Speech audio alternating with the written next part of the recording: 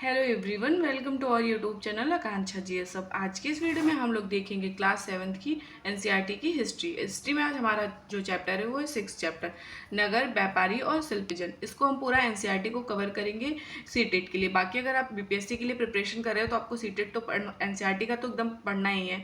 अगर BPSC tree 4 के लिए पढ़ रहे हो तो सीटेट आपको क्वालिफाई करना ही है, तो आप इसको पहले एनसीईआरटी को कंप्लीट करिए।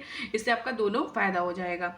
और साथ में ही आप मतलब कि एससीईआरटी भी मैं करा रही हूँ, अगर आपको करना होगा तो आप उसको भी कर सकते हैं। एस्टेट का अगर आपका पेपर होगा तो उसका भी मैंने 2023 में जो ऑनलाइन पेपर हुए थे मैं उसका भी करा रही हूँ। तो फिर देखिए शुरू करते हैं। अगर वीडियो पसंद आए तो प्लीज़ वीडियो को लाइक ज़रूर से करिएगा और कमेंट करके आप लोग ज़रूर से बता दीजिएगा वीडियो कैसा है। तो ये शुरू होता है नगर, व्यापारी और शिल्पजन। देखो, यह इस बात पे निर्भर करता है कि वह नगर किस प्रकार का था। वह एक मंदिर था या एक प्रशासनिक केंद्र था या फिर एक वाणिज्यिक शहर था, एक पत्तन नगर अथवा किसी अन्य प्रकार का शहर था। वस्तुतः कई नगर तो एक साथ अनेक प्रकार की थी। जैसे कोई नगर प्रशासनिक नगर हो गया, जैसे दिल्ली का हो गया। मंदिर नगर होने के साथ साथ वाणिज्यिक क्रियाकलाप और शिल्प उत्पादन केंद्र भी थे। जैसे कि मंदिर हो गया, हाँ, जो साउथ में जैसे हमने 5th चैप्टर में देखा है, वो सब चीज़ें जो थी। प्रशासनिक केंद्र देखो, आइए हम अपनी कल्पना के घोड़े सवार होकर चोल राजाओं की राजधानी तंजावुर, याद रखिएगा चोल राजा जो थे उनकी राजधानी क्या थी, तंजावुर थी। जैसा कि वह 1000 वर्ष पहले का था कि वह यात्रा पर चले। चलो इनके बारे में देखते हैं हम लोग। वर्ष में 12 महीने बहने वाली कावेरी नदी, देखो ये कहाँ पे थी, वर्ष में 12 महीने बहने वाली कावेरी नदी इस सुंदर नगर के पास बहती है। कौन से, तंजावुर के पास। राजा राज चोल द्वारा निर्मित राजेश्वर मंदिर की घंटियां बजती हुई सुनाई देती हैं। लोग नगर के वास्तुकार कुंजरमलन राजराज के पेरू चत्थन की वास्तुकला की प्रशंसा करते हुए थकते नहीं है। ये वास्तुकार जो है उनकी लोग थकते नहीं क्योंकि इन्होंने कितना अच्छा बनाया है। हमें वास्तुकार का नाम इसलिए पता है क्योंकि उसने गर्व से अपने नाम को मंदिर की दीवार पर, हमें देखो नाम कैसे पता चला, हम तो थे नहीं उस टाइम पे, लेकिन उन्होंने क्या किया था, मंदिर की दीवार पे उत्कीर्ण किया यानी लिखवाया था। मंदिर के भीतर एक विशाल शिवलिंग भी स्थापित है। मंदिर के अंदर जो है ना एक विशाल मतलब अच्छा सा जो शिवलिंग है बड़ा सा, और उसको इन्होंने वहां पे क्या किया है, स्थापित करा है। इस मंदिर के अलावा नगर में अनेक राजमहल है। इस मंदिर के अलावा नगर में क्या है, अनेक राजमहल है जिनमें कई मंडप बने हुए हैं। राजा लोग इन मंडपों में अपना दरबार लगाते हैं, यहीं से वे अपने अधीनस्थों के लिए आदेश जारी करते हैं। नगर में सैन्य शिविर भी बने हुए हैं। नगर उन बाजारों की हलचल से भरा हुआ है जहां अनाज, मसालों, कपड़ों और आभूषणों की बिक्री हो रही है। नगर के लिए जल की आपूर्ति कुओं और तालाबों से होती है। तंजावुर और उसके निकटवर्ती नगर जैसे उरैयूर हो गया, साली बुनकर मंदिर के उत्सव के लिए झंडिया बनाने का कपड़ा, राजा और अभिजात वर्ग के लिए बढ़िया सूती वस्त्र और जनसाधारण के लिए मोटा सूती वस्त्र तैयार कर रहे हैं। यहाँ से कुछ दूरी पर स्वामी मलाई में स्थापित अथवा मूर्तिकार उत्तम कांस्य मूर्तियां तथा लंबे सुंदर घंटा धातु के दीप बना रहे हैं। मतलब कि देखो, आपको ये बताना चाहता है कि मंदिर के आसपास जो चीज़ थी सब प्रशासनिक भी थी। मतलब कि ये लोग क्या करते थे, धन वगैरह में भी हेल्प करते थे।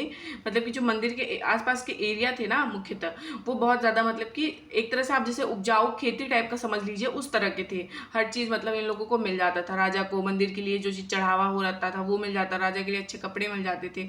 मंदिर, नगर और तीर्थ केंद्र। तंजावुर मंदिर एक नगर का भी उदाहरण है। देखो ये तंजावुर मंदिर जो है किसका उदाहरण है, नगर का। मंदिर नगर नगरीकरण का एक अत्यंत महत्वपूर्ण प्रतिरूप प्रस्तुत करते हैं। नगरीकरण नगरों के विकास की प्रक्रिया है। मंदिर अक्सर समाज और अर्थव्यवस्था दोनों के लिए अत्यंत महत्वपूर्ण होते थे। शासक विभिन्न देवी देवताओं के प्रति अपना भक्ति भाव दर्शाने के लिए मंदिर बनवाते थे। देखो याद रखिएगा, वे मंदिरों को भूमि और धन अनुदान में देते थे, जिनकी आय से धार्मिक अनुष्ठान विधि विधान से संपन्न किए जाते थे। तीर्थयात्री तथा पुरोहित पंडितों को भोजन कराया जाता था और मतलब उनको क्या करता, पर्वोत्सव मनाए जाते थे। मतलब उत्सव अच्छे खाते से लोग मतलब सेलिब्रेट करते थे। मंदिर के दर्शनार्थी भी दान दक्षिणा देते थे। देखो जैसे अभी हम लोग कहीं जाते हैं तो जो हम लोग के पास होता है उतना तो दे देते हैं ना। जैसे अभी हम लोग के पास कुछ नहीं है तो नॉर्मल 2-3 रुपए दे देते, 10 रुपए दे देते। तो इस तरह से देखो, कांसा, घंटा धातु और लुप्त मोम तकनीक। ये देखो, कांसा एक मिश्र धातु होती है जो तांबे और रागे टीन के मेल से बनती है। किससे, तांबे और टीन से बनती है। घंटा धातु रंगे का अनुपात किसी भी अन्य किस्म के कांसे से अधिक होता है। यह घंटे जैसी ध्वनि उत्पन्न करती है। चोल मंगोलकालीन कांस्य मूर्ति लुप्त मोम तकनीक से बनाई जाती थी। किसे? लुप्त मोम तकनीक से। इस प्रविधि के अंतर्गत सर्वप्रथम मोम की एक प्रतिमा बनाई जाती थी। इसे चिकनी मिट्टी से पूरी तरह लीप कर सूखने के लिए छोड़ दिया जाता था। जब वह पूरी तरह से सूखती थी तो उसे गर्म किया जाता था और उसकी मिट्टी के आवरण एक छोटा सा छेद बनाकर उस छेद के रास्ते पिघला हुआ मोम बाहर निकाल दिया जाता था। फिर क्या करते थे ये लोग, याद रखिए, चिकनी मिट्टी के खाली सांचे में उसे छेद के रास्ते पिघली हुई धातु भर दी जाती थी। जब वह धातु ठंडी होकर ठोस हो जाती थी, चिकनी मिट्टी के आवरण को सावधानी पूर्वक हटा दिया जाता था और उसमें निकली प्रतिमा को साफ करके चमका दिया जाता था। मंदिर के कर्ता धर्ता धन को व्यापार साहूकारी में लगाते थे। सैन्य समय के साथ, जैसे बढ़ते बढ़ते समय के साथ संख्या में पुरोहित, पुजारी, कामकार, शिल्पी, व्यापारी, मंदिर तथा अनेक दर्शनार्थी तीर्थयात्रियों की आवश्यकता को पूरा करने के लिए मंदिर के आसपास बसते गए। मतलब कि ये लोग क्या करते गए, जैसे मंदिर हो गया, इसके आसपास लोग बसने लगे। क्यों? कैसे कि ना मान लो पुजारी दूर रहेंगे तो उनको टाइम लगेगा, जो शिल्पकार होंगे उनको काम करना होगा, व्यापारी वगैरह, मतलब कि ताकि दूर ना हो और ये धीरे धीरे बसने लगे।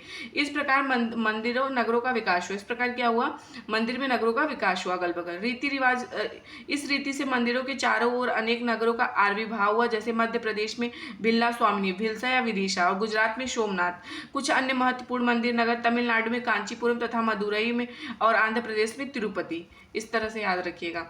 तीर्थस्थल भी धीरे धीरे नगरों के रूप में विकसित हो गए। वृंदावन जैसे उत्तर प्रदेश, त्रिभुवनमलाई तमिलनाडु जैसे नगरों के दो उदाहरण है। अजमेर राजस्थान 12वीं शताब्दी में चौहान राजाओं की राजधानी था और आगे चलकर मुगलों के शासन में सूबा यानी मुख्यालय बन गया।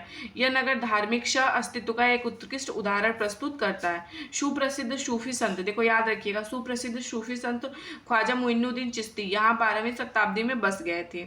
दर्शनार्थी एवं श्रद्धालु सभी पंथों मतों को हुआ करते थे, मतलब सभी जो धर्म वाले लोग थे सबके होते थे। अजमेर के पास ही पुष्कर सरोवर, अजमेर के पास क्या है, पुष्कर सरोवर, जहाँ प्राचीन काल से तीर्थयात्री जो है वो आते रहते हैं। छोटे नगरों का संजाल देखते हैं। 8वीं शताब्दी से उपमहाद्वीप में अनेक छोटे नगरों का संजाल सा बिछने लगा था। संभवतः उनका प्रादुर्भाव बड़े बड़े गांवों से हुआ था। उनमें आमतौर पर एक मंडपिका, मतलब बाद में जिसे मंडी कहा जाने लगा, होती थी, जहां आसपास के गांव वाले अपनी उपज बेचने के लिए लाते थे। उनमें ऐसी गलियां भी थी जहां दुकान एवं मतलब बाजार थे, जिन्हें हट कहा जाता था। क्या बोला जाता था? जिन्हें हट कहा जाता, बाद में हाट कहा गया, जैसे हम लोग बोलते नहीं, बाजार हाट। इसके अलावा भिन्न भिन्न प्रकार के कारीगर तथा शिल्पी जैसे कुम्हार, तेलिया, शक्कर बनाने वाले, ताड़ी बनाने वाले, सुनार, लोहार, पत्थर तोड़ने वाले आदि के अलग अलग बाजार होते थे। कुछ व्यापारी तो नगर में अस्थायी रूप से बसकर अपना कारोबार करते थे, जबकि कुछ अन्य व्यापारी नगर नगर घूमकर क्रय विक्रय करते थे, यानी सामान खरीदते थे, बेचते थे। आसपास और दूर दराज के व्यापारी इन नगरों में स्थानीय उपज खरीदने और दूरवर्ती स्थानों के उत्पाद जैसे घोड़े, नमक, कपूर, केसर, पान, सुपारी, काली मिर्च जैसे मसाला बेचने के लिए आते थे। आमतौर पर कोई सामंत यानी परवर्ती काल का जमींदार इन नगरों में या इनके आसपास किलेबंदी कर महल बना लेता था। जैसे जिनके पास सामंत, वो लोग जैसे जमींदार होगा जिनके पास बहुत जमीन होगा, थोड़ा धन ज़्यादा, ऐसे सामंत व्यापारी, शिल्पकार तथा उनके व्यापार की वस्तुओं पर कर लगाते थे। ये क्या करते थे? जैसे ऐसे जो सामंती शिल्पकार हो गए और व्यापारी उनके वस्तुओं पर क्या करते थे? टैक्स लगाते थे। और कभी कभी इन करों का संग्रहण का अधिकार उन स्थानीय मंदिरों को प्रदान कर देते थे, जिनका निर्माण स्वयं उनके द्वारा धनाढ़ व्यापारियों द्वारा कराया गया होता है। ऐसे अधिकारियों का उल्लेख अभिलेखों में किया गया जो आज भी पाए जाते हैं। बड़े और छोटे व्यापारी कई प्रकार के हुआ करते थे। उनमें बंजारे लोग होते भी शामिल थे। कई प्रकार, विशेष रूप से घोड़े के व्यापारी अपने संघ बनाते थे, जिनका एक मुखिया होता था और वह मुखिया उनकी ओर से घोड़े खरीदने के इच्छुक योद्धाओं से बातचीत करता था। चूंकि व्यापारियों को अनेक राज्यों तथा जंगलों से होकर गुजरना पड़ता था, इसलिए वह आमतौर पर काफिला बनाकर एक साथ यात्रा करते थे और अपने हितों की रक्षा के लिए व्यापार संघ यानी गिल्ड बनाते थे। दक्षिण भारत में 8वीं शताब्दी में परवर्ती काल में अनेक ऐसे संघ थे। उनमें से प्रसिद्ध याद रखिएगा, मणिग्रामम और नाना देशी थे। ये व्यापार संघ प्रायद्वीपीय के भीतर और दक्षिण पूर्व एशिया, चीन के साथ भी दूर दूर तक व्यापार करते थे। इतना दूर दूर जाके ये लोग व्यापार करते थे।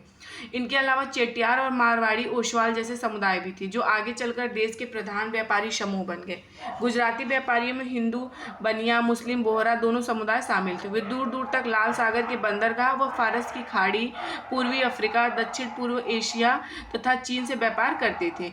वे इन पत्तों में कपड़े मसाले बेचते थे, बदले में अफ्रीका से सोना, याद रखिएगा, बदले में क्या लाते थे, अफ्रीका से सोना, हाथी का दांत लाते थे, दक्षिण पूर्व एशिया से और चीन से मसाले, टीन, मिट्टी के नीले बर्तन आदि, चांदी जो है ये सब लेके आते थे वो लोग। पश्चिम तट के नगरों में अरबी, फारसी, चीनी, यहूदी, सीरियाई, ईसाई बस गए। लाल सागर के बंदरगाहों में बेचे जाने वाले भारतीय मसाले, कपड़े इतावली व्यापारी खरीदे जाते थे और यहाँ से वो उन्हें आगे यूरोपीय बाजारों में पहुँचाते थे।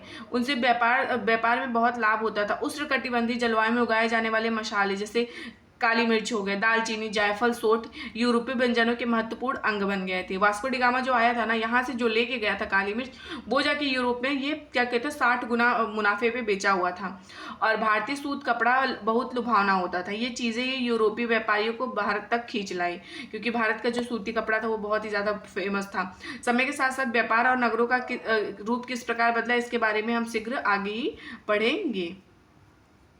नगरों में शिल्प देखो, बीदर के शिल्पकार, देखो ये याद रखिए, बीदर के शिल्पकार तांबे, चांदी, जड़ाई के काम के लिए इतने अधिक प्रसिद्ध थे। कहाँ के, बीदर के। इस शिल्प का नाम ही बीदरी पड़ गया। पांचाल अर्थात विश्वकर्मा समुदाय, जिससे सुनार, केसरे, लोहार, राजमिस्त्री और बढ़ई शामिल थे, मंदिरों के निर्माण के लिए आवश्यक थे। इसके अलावा राजमहल, बड़े भवनों, तालाब, जलाशयों के निर्माण भी अपनी महत्वपूर्ण भूमिका अदा करते थे। इसी प्रकार सालियार या कैकोलार जैसे बुनकर भी समृद्धशाली समुदाय बन गए और वे मंदिरों को भी भारी दान दक्षिणा दिया करते थे। वस्त्र निर्माण से संबंधित कुछ अन्य कार्य जैसे कपास को साफ करना और मतलब कि इनकी काटना और रंगना भी स्वतंत्र व्यवसाय बन गए थे, जिनके लिए विशेषज्ञता की आवश्यकता होती थी।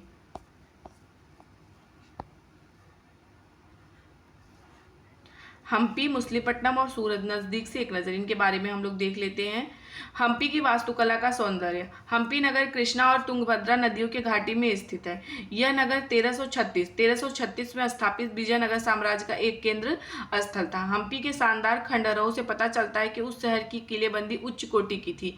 किले की दीवार के निर्माण कहीं भी गारे, चूने जैसे किसी भी जोड़ने वाले मसालों का प्रयोग नहीं किया गया था। शिलाखंडों को आपस में फंसाकर वो गूंथा गया था, एक तरह से क्या किया गया था, गूंथा गया था एक तरह से। जैसे हम्पी की वास्तुकला विशिष्ट प्रकार की थी। वहाँ के शाही भवनों में भव्य मेहराब और गुंबद थे। वहाँ स्तंभों वाले कई विशाल कक्ष थे, जिनमें मूर्तियां को रखने के लिए आले बने हुए थे।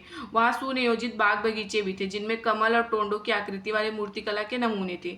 15वीं-16वीं शताब्दी के अपनी समृद्ध में हम्पी कई वाणिज्यिक और सांस्कृतिक गतिविधियों का गुंजायमान रहता था।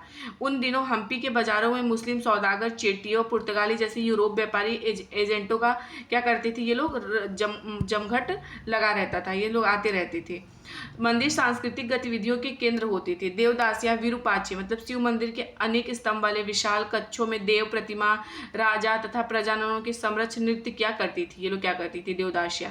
महानवमी पर्व जो आज दक्षिण में नवरात्रि पर्व कहलाता है, उन दिनों में हम्पी में एक अत्यंत महत्वपूर्ण पर्व माना जाता था। पुरातत्वविदों ने उसे महानवमी मंच को खोज निकाला, जहाँ राजा अपने अतिथियों का स्वागत सत्कार क्या करते थे, किया करता था। अधीनस्थ व्यक्ति से नजराने उपहार लिया करता था। वहीं विराजमान होकर राजा नृत्य एवं संगीत, मल्ल युद्ध के कार्यक्रम भी देखा करता था। अब इनके बारे में देखते हैं। 1565 में दक्कनी सुल्तानों ने गोलकुंडा, बीजापुर, अहमदनगर, बरार और बीदर के शासकों के हाथों विजयनगर की पराजय के बाद हम्पी का विनाश हो गया, ये भी याद रखिएगा। सूरत पश्चिम का प्रवेश द्वार।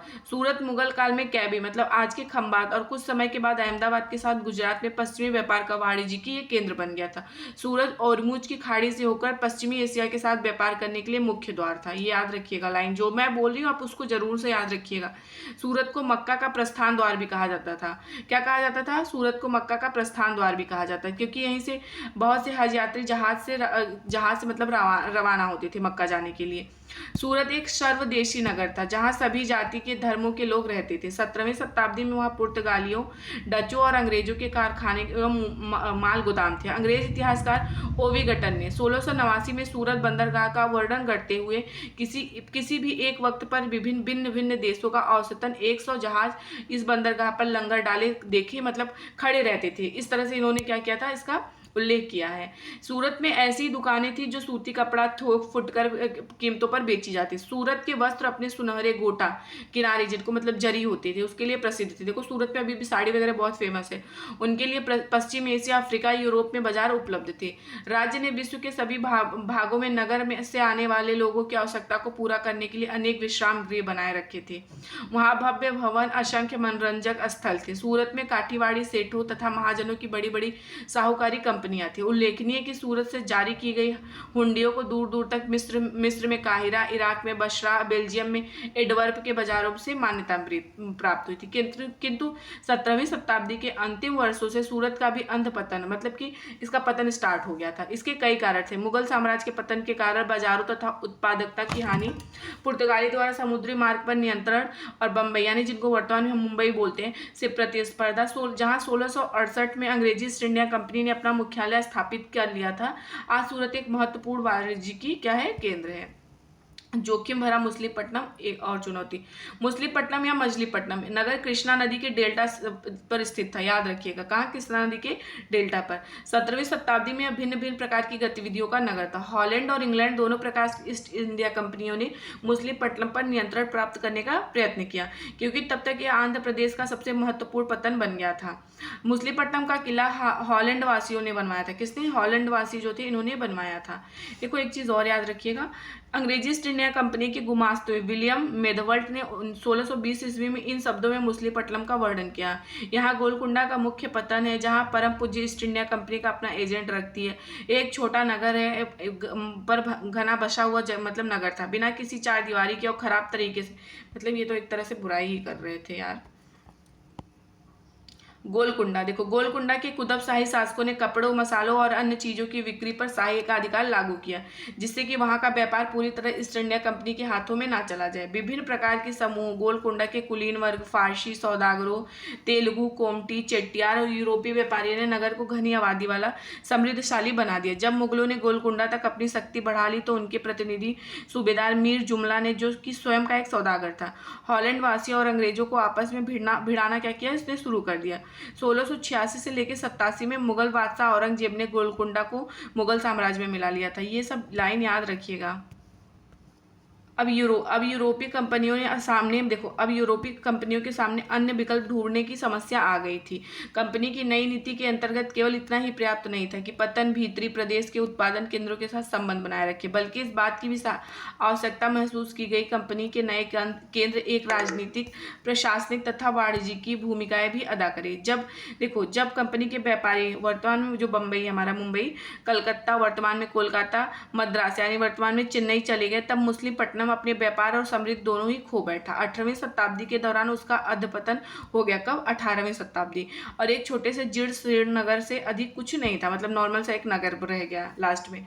नए नगर और व्यापारी 16वीं 17वीं शताब्दी में यूरोप के देश व्यापारिक उद्देश्यों से मसाले और कपड़ों की तलाश में लगे हुए थे, जो यूरोप और पश्चिम एशिया दोनों जगह लोकप्रिय हो गए थे। अंग्रेज, हॉलैंड वासी और फ्रांसीसी ने पूर्व में अपनी वाणिज्यिक गतिविधियों का विस्तार करने के लिए अपनी अपनी ईस्ट इंडिया कंपनी बनाई। प्रारंभ में मुल्ला अब्दुल गफूर और विरजी वोरा जैसे कुछ बड़े भारतीय व्यापारी ने, जिनके पास बड़ी संख्या में जहाज थे, उनका मुकाबला किया। किंतु यूरोपीय कंपनियों ने समुद्री व्यापार पर अपना नियंत्रण स्थापित करने के लिए अपनी नौ शक्ति का भी क्या किया था, इन्होंने प्रयोग किया और भारतीय व्यापारियों को अपने एजेंट के रूप में कार्य करने के लिए मजबूर कर दिया। अंततः अंग्रेज उपमहाद्वीप में सर्वाधिक सफल वाणिज्यिक और राजनीतिक शक्ति के रूप में उभरकर स्थापित हो गए। वस्त्रों, जैसी जैसी वस्तुओं की मांग तेजी से आने से अधिकाधिक लोगों ने कताई, बुनाई, रंगाई आदि का धंधा अपना लिया। इससे इन शिल्पों का बहुत विस्तार हुआ। भारतीय वस्त्रों के रंग, रूप, डिजाइन अधिकाधिक क्या होना, परिष्कृत हो गए। किंतु इस काल शिल्पकारों की स्वतंत्रता घटने लगी। शिल्पीजन पेशगी और प्रणाली पर काम करने लगे, जिसका अर्थ यह था कि जिन्होंने यूरोपीय एजेंटों से पहले पेशगी ले ली थी, उन्हीं के लिए उन्हें कपड़ा बुनना होता था। अब बुनकरों को अपना कपड़ा बुनाई के नमूने बेचने की स्वतंत्रता नहीं थी। उन्हें तो कंपनी के एजेंटों द्वारा निर्धारित डिजाइन के कपड़े उन्हीं की मांग के अनुसार बनाना पड़ता था, मतलब कि अपने से कुछ नहीं कर पा रहे थे। 18वीं शताब्दी में बम्बई, कलकत्ता, मद्रास नगरों का उदय हुआ, जो आज प्रमुख महानगर है। शिल्प और वाणिज्य में बड़े बड़े परिवर्तन आए, जब बुनकर, कारीगर, सौदागर यूरोपीय कंपनी द्वारा इन नगरों में स्थापित ब्लैक टाउन्स में स्थानांतरित हो गए। ब्लैक यानी देसी व्यापारी और शिल्पकारों को इन ब्लैक टाउन्स में सीमित कर दिया गया। जबकि क्या हुआ था, गोरे शासकों ने मद्रास में फोर्ट सेंट जॉर्ज में में कलकत्ता में फोर्ट सेंट विलियम की शानदार कोठियों में अपना आवास बनाया। ये कई बार पूछ लिया है कौन कहाँ रहता था। 18वीं शताब्दी में शिल्पकला तथा वाणिज्य की कहानी हम अगले वर्ष में पढ़ेंगे, मतलब ये 8th क्लास की है। देखो अब यहाँ से एक चीज़ आप याद रखिएगा, वास्को डिगामा और क्रिस्टोफर कोलंबस। वास्को डिगामा जो है ना ये 1498 में भारत आया था, ये याद रखिएगा। और उसके बाद ये कहाँ कालीकट के पर पहुंचा, और जब कालीकट पे पहुंचा तो वहाँ के राजा जमोरिन ने इसका स्वागत किया था। और यही जो क्रिस्टोफर कोलंबस है ये 1492 में कहाँ पे पहुंचा था, ये अमेरिका में पहुंचा, तो अमेरिका की खोज की। तो इनसे बस इतना ही क्वेश्चंस आ सकते हैं। उसके बाद अगर वीडियोस पसंद आए तो प्लीज़ वीडियो को लाइक करिएगा, चैनल को सब्सक्राइब करिएगा। और अलग से आपको मैं ज्योग्राफी की क्लास करा ही रही हूँ, साथ में प्रीवियस ईयर भी क्वेश्चन करा रही हूँ। बाकी मैं आपको चैप्टर वाइज क्वेश्चन भी कराती जाऊँगी। एसएसटी में मैं आपको पूरा प्रिपेयर करा दूँगी, साथ में सीडीपी वगैरह के भी प्रीवियस ईयर क्वेश्चन। तो अगर एसएसटी का आपको नोट्स लेना है तो आप नोट्स ले सकते हो, कमेंट बॉक्स में आप जरूर से करिएगा, तो मैं आपको नंबर सेंड करूँगी। नोट्स की प्राइस 21 रुपये, उसमें एसएसटी पेडागोजी भी है। तो प्लीज़ चैनल को सब्सक्राइब करिएगा और वीडियो को लाइक करिएगा। Thank you.